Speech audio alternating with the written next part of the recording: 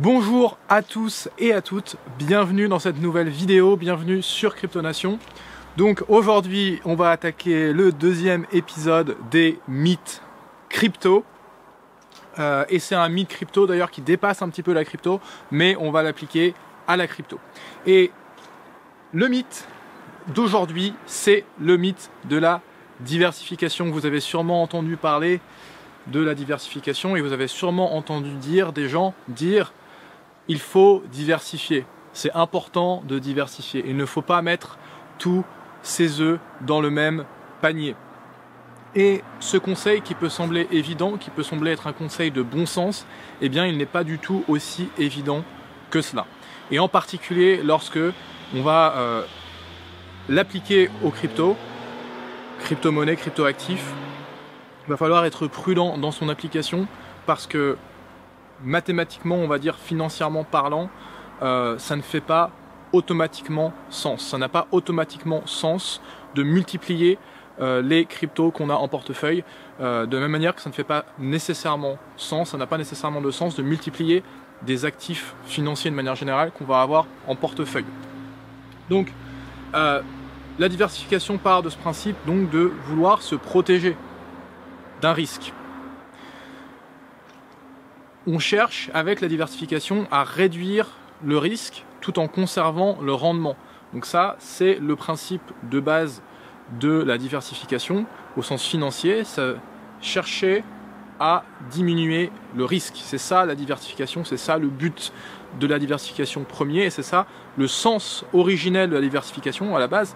On parle même pas de dire ok on ajoute, on retire, on réduit le risque. C'est ça l'approche première et il se trouve qu'ensuite pour réduire le risque, on va venir ajouter des actifs à notre portefeuille, mais on ne va pas le faire n'importe comment. Donc, quelle est la condition pour qu'une diversification elle soit réussie? Quelle est la condition pour que quand on ajoute des actifs dans un portefeuille, le risque baisse? Eh bien la condition, c'est que ces actifs ne soient pas corrélés.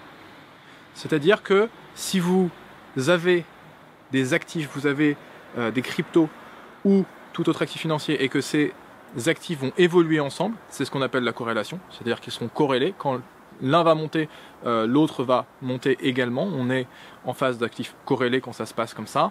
Et bien si vous avez ça, vous allez vous retrouver dans une incapacité à diversifier. Vous ne pouvez pas diversifier avec des choses qui évoluent tous dans le même sens.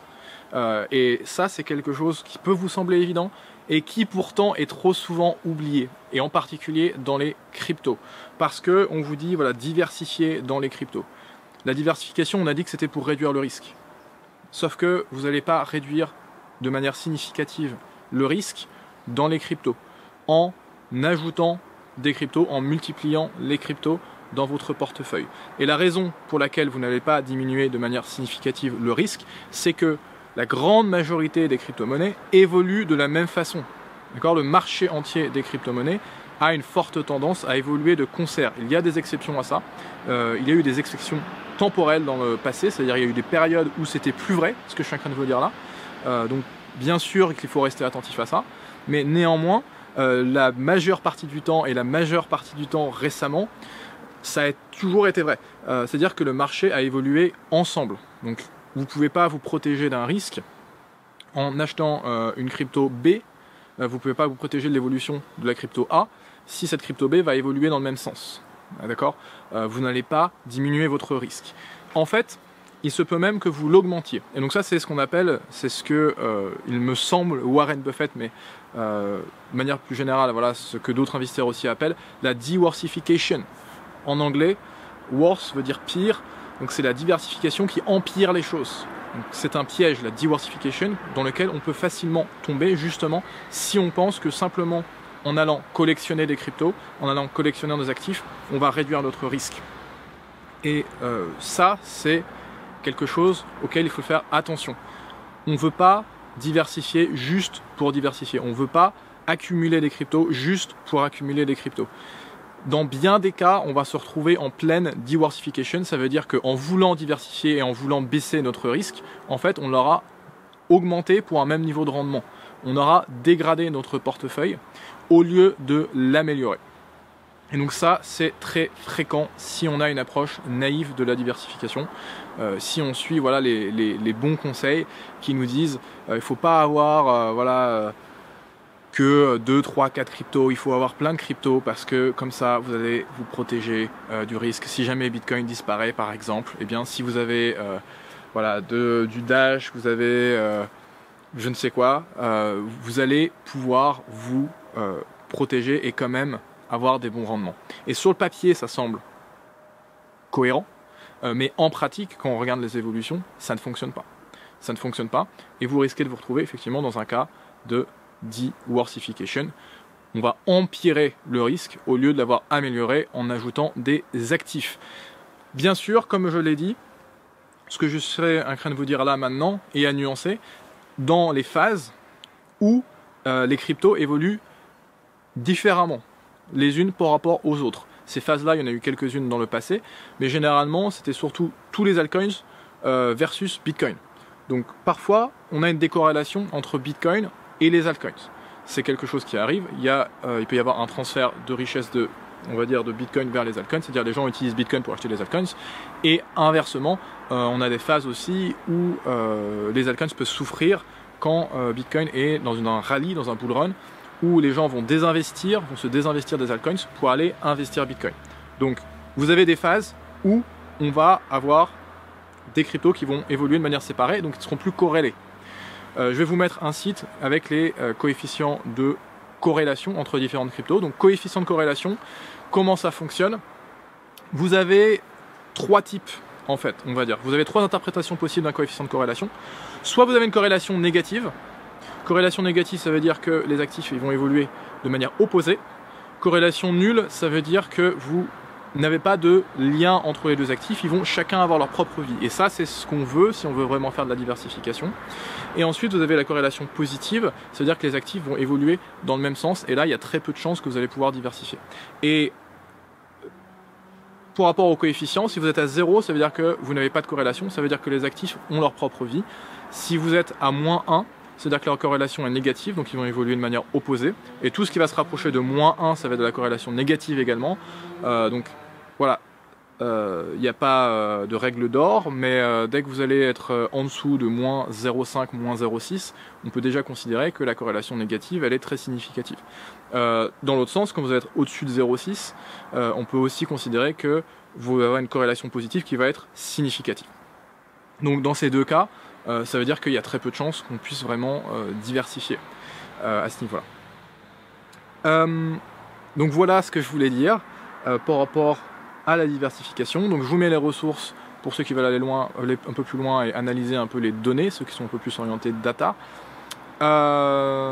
Et donc voilà ce que je voulais dire, plus adapté aux cryptos, plus focus sur les cryptos parce que je me suis un peu éparpillé aussi, parce que ce que je dis est plus ou moins vrai pour tous les actifs, mais pour les cryptos, il ne faut pas accumuler, ça n'a pas trop de sens d'accumuler des cryptos juste parce que ça va nous permettre de diversifier, qui n'est pas une vraie diversification. Méfiez-vous de cette tendance à multiplier les lignes dans un portefeuille crypto. Tout n'a pas de la valeur dans les cryptos, soyons très honnêtes. Il y a un nombre assez restreint de crypto-monnaies aujourd'hui qui ont vraiment des choses à montrer du point de vue de la technique, du point de vue de l'adoption, même si on est d'accord que l'adoption elle reste faible partout, mais on a quand même des crypto-monnaies qui sont utilisées pour certaines choses, alors qu'on a une vaste majorité qui ne sert à rien. Donc voilà pour cette vidéo. Donc ce qu'il faut en retenir, c'est que oui, la diversification ça existe, oui ça permet de réduire le risque, mais seulement si on a des cryptos qui ont chacun leur propre vie. Et c'est pour ça que la vraie diversification aujourd'hui dans les cryptos, elle s'effectue en dehors des cryptos. Diversifier, ça va être diversifier avec d'autres types d'actifs, avec des choses, des investissements qui ne vont pas être des crypto-monnaies, qui vont être autre chose. Et c'est cette manière-là que vous allez pouvoir avoir des actifs qui ne sont pas corrélés et que là vous allez pouvoir faire de la vraie diversification. Je ne sais pas si vous investissez dans des actions, si vous investissez dans l'immobilier ou autre chose. Là on va avoir des prix qui vont pouvoir éventuellement, c'est à vérifier évidemment, mais qui vont pouvoir évoluer d'une manière complètement déconnectée des cryptos. Et là vous allez pouvoir faire de la diversification. Mais sinon voilà, le mythe c'est la diversification naïve, c'est ça le mythe. La diversification ça existe, mais dire qu'il suffit d'accumuler des cryptos pour réduire le risque, ça, oui, c'est un mythe. Le fait que plus de cryptos, c'est mieux, avoir plus de lignes dans son portefeuille, c'est mieux, ça, c'est un mythe. Ne diversifiez pas de manière aveugle, diversifiez de manière intelligente, regardez les projets au cas par cas et beaucoup de cryptos n'ont pas de valeur fondamentale, donc soyez prudents à ce niveau-là quand vous souhaitez diversifier au sein des cryptos, parce que la diversification au sein des cryptos, encore une fois, comme je le dis, c'est quelque chose qui est difficile à mettre en œuvre, qui est très limité. Je te remercie d'avoir regardé cette vidéo. N'hésite pas à liker si tu as apprécié. C'est une vidéo assez simple, voilà, sur un concept précis. Deuxième vidéo de la série Mythes. Donc n'hésite pas à liker pour la suite de cette série et pour m'indiquer que tu as apprécié cette vidéo. Et n'hésite pas à t'abonner dans le cas peu probable où tu es nouveau ici. Sachant que dans un bear market, on a très peu de nouvelles personnes qui s'intéressent aux cryptos, mais néanmoins, si tu es nouveau ici, pense à t'abonner pour les prochaines vidéos sur les cryptos. Je te remercie d'avoir regardé cette vidéo et je te dis à très bientôt.